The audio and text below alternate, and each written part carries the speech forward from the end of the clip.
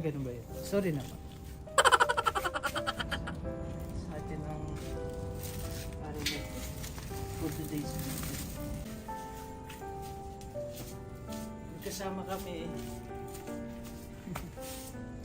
Alam ko kasama niyo sila. Ay siya pala.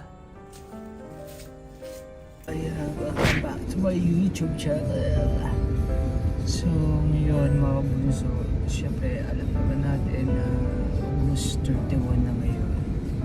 So may naalala lang tayo at ngayon gagawin natin, bibisitahin natin siya, pero sa lugar na kung saan nandun yung tatay, mga kuya ko. So dun ko muna ilalagay yung bibilang muna natin siya ng bulaklak para ialay natin sa kanya. Gaya ng sinabi natin, kahit saan naman nandoon, basta naaalala natin siya, kahit saan pwede tayo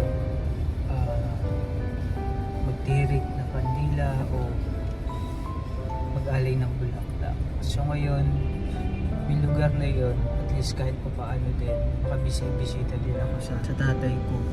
Yan, sa tatay ko. Ngayon naman, bibili tayo ng bulaklak at kandila para naman maiaalay natin kay Mahal. Alright!